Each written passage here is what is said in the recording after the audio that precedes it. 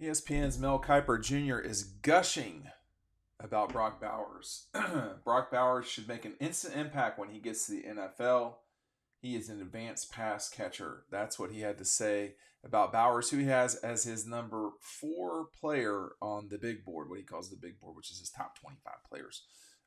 Brock is not announced for the NFL yet. I'd be beyond shocked if he announces that he's doing something other than going to the NFL. It's been an unbelievable run at Georgia for Brock Bowers, and I think that the future is extremely bright. You know, there's not been a lot of tight ends that have gone that high. Kyle Pitts comes to mind. That was probably a mistake for the Falcons, but that was a mistake for the Falcons. It might not be a mistake for another team depending on their situation, but you know, in my time covering Georgia, there's not been a lot of people that have been as I don't know really how to the correct term, um, popular, and yet Brock Bowers has overachieved at Georgia. Matt DeBerry, my good friend and colleague here, has talked about how, you know, when we talk about Brock, it said, you know, we knew he would be good, but not that good. And Matt, of course, describes him as an alien, which is one way to put it. That's for sure. Hey, Eco Poly's got some awesome stuff. You can see this at Red Zone downtown in Athens when you go there. This is their Villa Chair bar height. I have one of these as well that we use on camera sometimes, but this is what the red and black one looks like. So take advantage of that. Eco Poly, that link is down below. I think the other thing that I would add about Brock um, is just how amazing he's been in big moments. Um, he got the first catch of 2021 and the last catch, which was the game-winning touchdown against Alabama in the national championship game. His play against Auburn this year was exceptional. His play against Michigan in the 2021 season.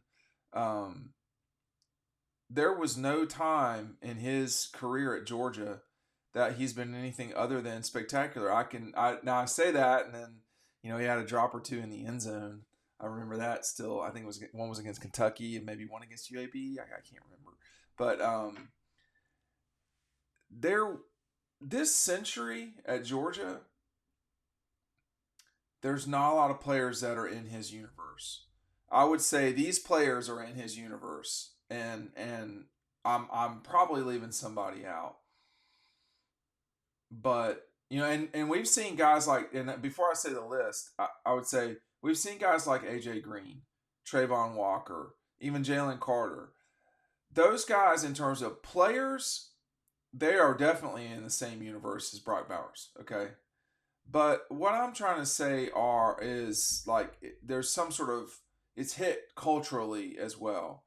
And those other 4 people, I would say, who also play as well as Brock Bowers in many ways are Noshawn Marino, David Pollock, Stetson Bennett, and Jordan Davis. And when you think about 3 of those guys being on the same team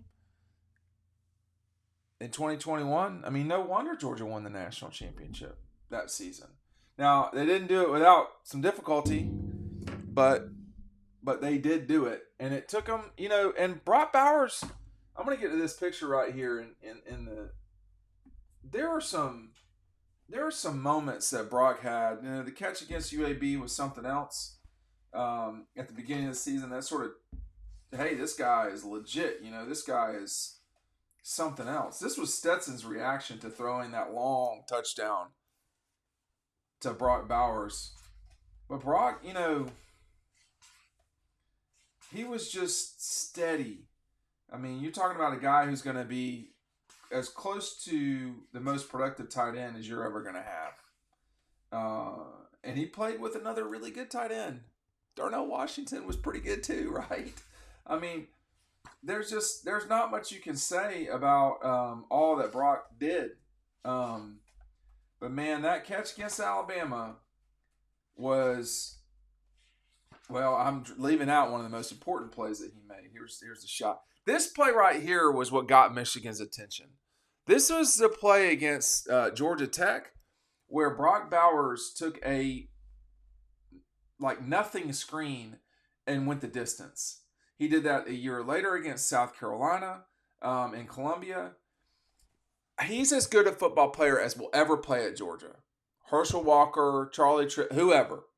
He's as good a football player as will ever play at Georgia. And in terms of team, he's been more productive than those guys, including Herschel. Herschel didn't win 2 national championships. This is DAWGSTRUCTION. We have a limited amount of these left in terms of the Kelee Ringo signed ones. If you want it before Christmas, buy it today. I'm putting the link to this down below. Buy it today so that we're not in some sort of crazy town shipping situation, okay? Everyone who's ordered the dog post, the double dogs with the recruiting guide, that is shipping out, I believe, later this week, but it might be Monday. But you will get it before Christmas. So thank you for ordering that. But if you want the Kelee Ringo sign one, there's 2 things going on here. A, you got Christmas coming up, and B, we only have limited number of these that are signed from Kelee. But with Brock,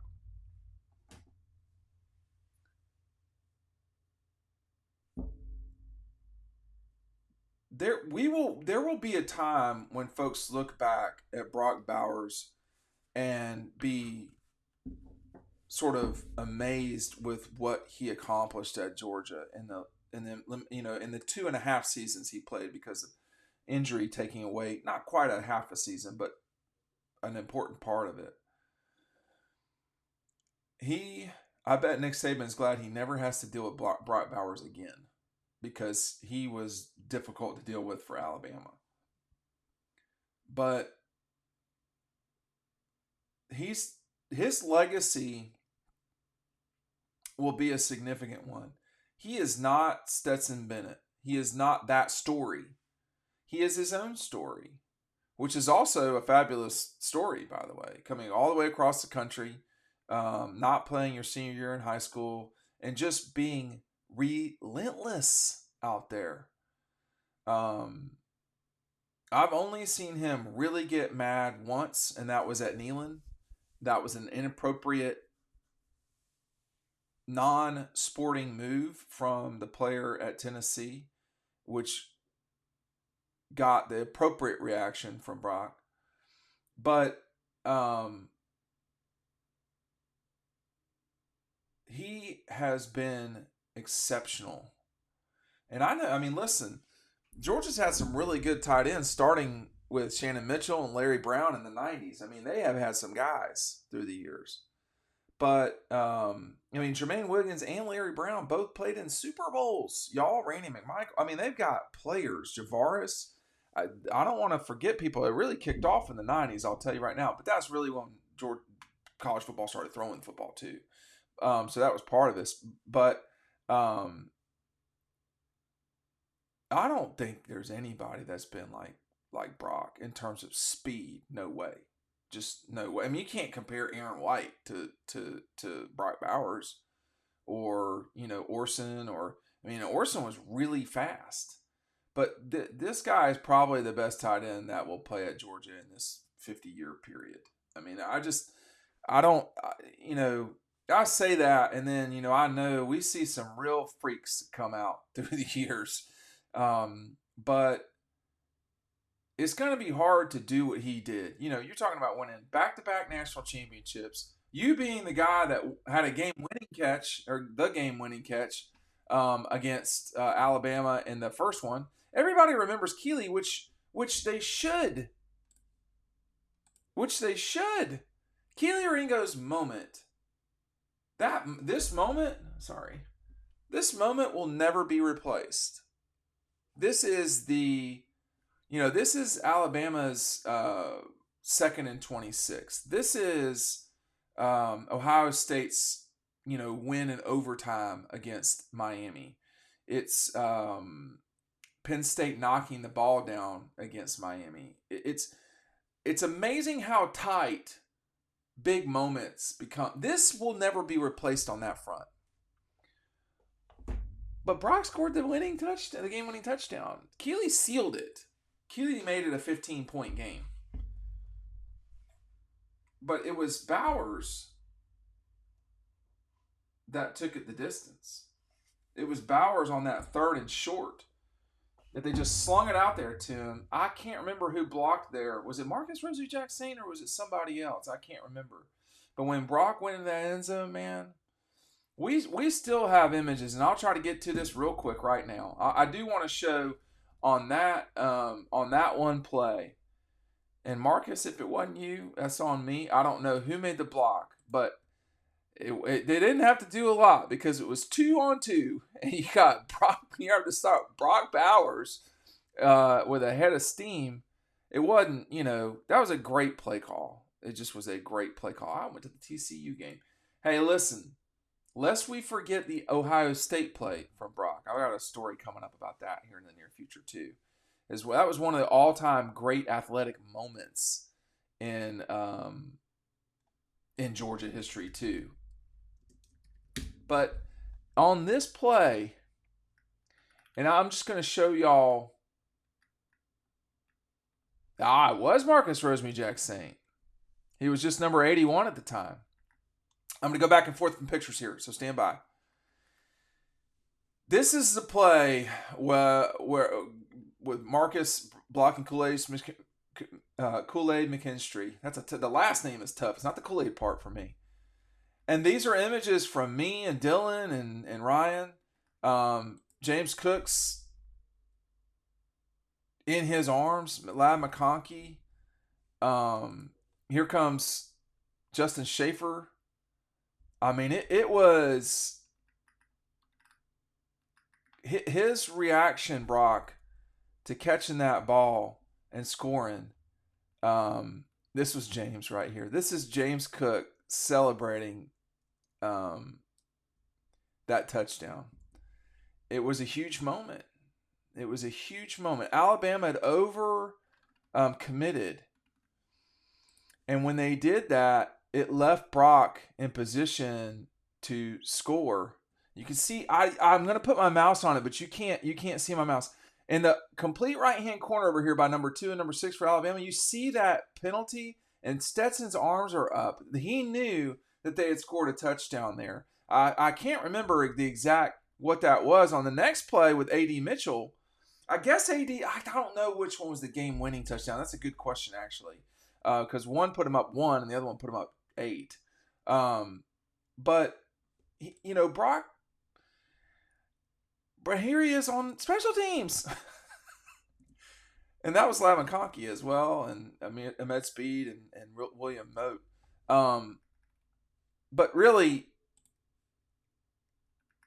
this was the moment where Georgia was going to win the national championship.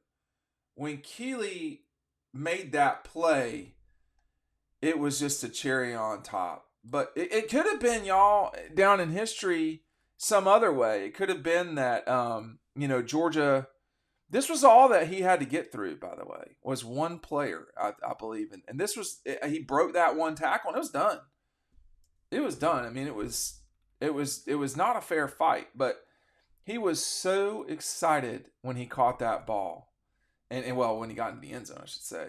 You can see it here. This is some great images. This is my image. These are not all my images. Some of these are from Ryan. The one right here, this is one I keep going back to. This is mine. But as a photographer, you're just sort of happenstancely where you're at when a play happens. You should plan on being in a good position if you can, but you're not always in that spot. But they were going crazy.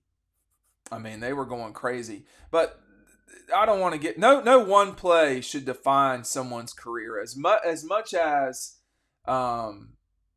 it was Marcus. See, he was just number 81 at the time.